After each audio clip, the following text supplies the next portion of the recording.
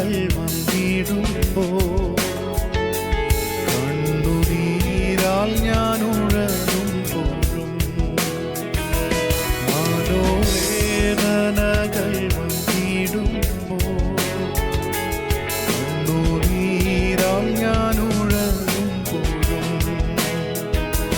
കണ്ടില്ലന്നു ഞാൻ എൻ പ്രിയനേ, നീ പാപിയെ തേടി വന്നു.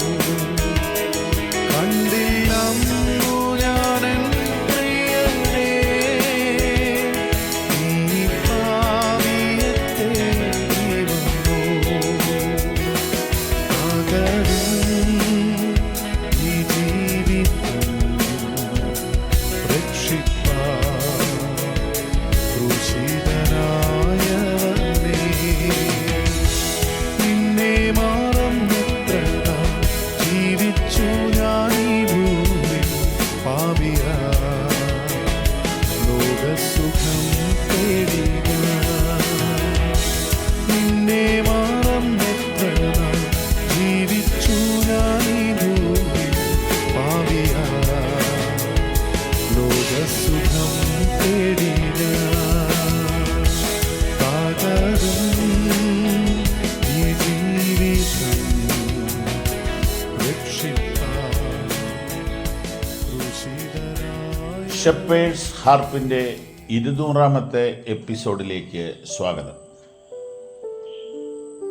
1 കൊരിന്ത്യർ 1-ാം അധ്യായം 9-ാമത്തെ വാക്യം നമുക്ക് ധ്യാനിക്കാം.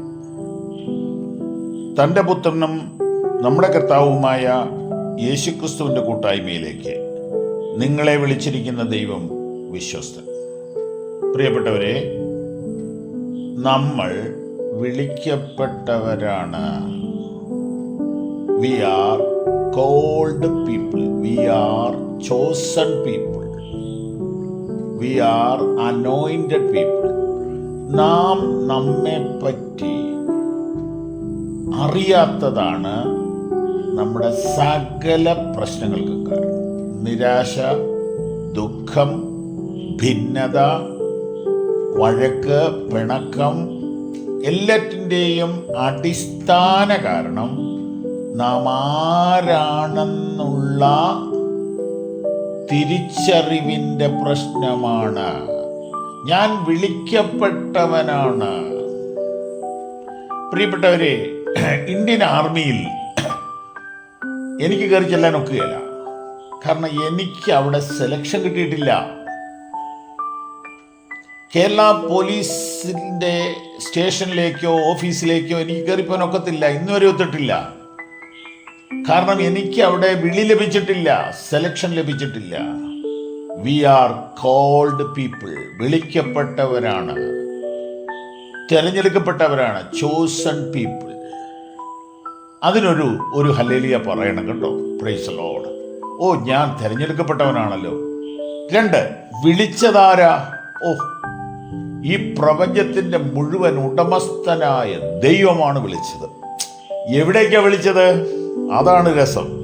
യേശുക്രിസ്തുവിൻ്റെ കൂട്ടായ്മയിലേക്ക്, ഫെലോഷിപ്പ് വിത്ത് ജീസസ് ക്രൈസ്റ്റ്. ഒന്ന് ഓർത്ത് നോക്കിയേ, യേശുക്രിസ്തുവിൻ്റെ കൂടെ നടക്കാൻ, യേശുക്രിസ്തുവിൻ്റെ കൂടെ പങ്കുവയ്ക്കാൻ, ഷെയർ ചെയ്യാൻ, യേശുക്രിസ്തുവിനെ കേൾക്കാൻ, യേശുക്രിസ്തുവിനെ അനുഭവിക്കാൻ, യേശുക്രിസ്തുവിൽ സന്തോഷിക്കുവാൻ, യേശുക്രിസ്തുവിനെ മറ്റുള്ളവർക്ക് പങ്കുവയ്ക്കുവാൻ. ഹല്ലേലൂയ! അതിനാണ് നമ്മളെ വിളിച്ചത്. നമ്മളെ വിളിച്ചത് യേശുക്രിസ്തുവിൻ്റെ കൂട്ടായ്മയിലേക്ക്.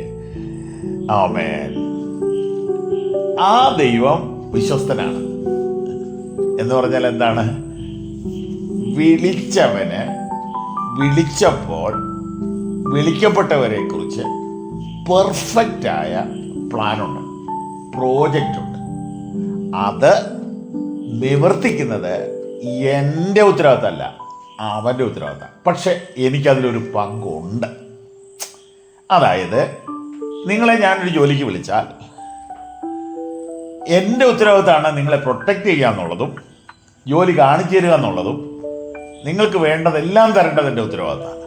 പക്ഷെ ജോലി ചെയ്യേണ്ടത് വിളിക്കപ്പെട്ടവരുടെ ഉത്തരവാദിത്വം എന്നതുപോലെ നമ്മുടെ ലൈഫിൽ നാം കർത്താവിനോട് ബന്ധപ്പെട്ടും സഭയോട് ബന്ധപ്പെട്ടും പരിശുദ്ധാത്മാവിനോട് ബന്ധപ്പെട്ടും നിന്നുകൊടുത്താൽ മതി. ദൈവം വിശ്വസ്തനാണ്. നിങ്ങളെ വിളിക്കുന്നവൻ വിശ്വസ്തൻ, അവൻ അത് നിവർത്തിക്കും, അവസാനത്തോളം സൂക്ഷിക്കും, വഴിയിൽ തളർന്നു പോകാൻ അനുവദിക്കില്ല. ഇന്ന് ഈ വചനം നിങ്ങളുടെ കാതുകളിൽ എത്തുമ്പോൾ നിങ്ങളുടെ മുമ്പിൽ നിൽക്കുന്ന പർവ്വതത്തോട് മാറിപ്പോകാൻ പറ, ഞാൻ വിളിക്കപ്പെട്ടവനാണ്. വിളിക്കപ്പെട്ടവൻ വരുമ്പോൾ എല്ലാവരും വഴിമാറും, എല്ലാവരും വഴിമാറും. ഇന്ത്യയുടെ പ്രധാനമന്ത്രി വന്നാൽ ആരാ മാറാത്തെ? നീ മഹാദൈവത്താൽ വിളിക്കപ്പെട്ടവനാണ്. തൻ്റെ പുത്രനും നമ്മുടെ കർത്താവുമായ യേശുക്രിസ്തുവിൻ്റെ കൂട്ടായ്മയിലേക്ക് നിങ്ങളെ വിളിച്ചിരിക്കുന്ന ദൈവം വിശ്വസ്തൻ. ബെൽഫാസ്റ്റിലുള്ള ഇന്ത്യൻ പെന്തക്കോസ്ത് ദൈവസഭയുടെ എല്ലാ പ്രവർത്തനങ്ങൾക്കും അഭിനന്ദനങ്ങളും ആശംസകളും നേരുന്നു. ദൈവം നിങ്ങളെ അനുഗ്രഹിക്കും.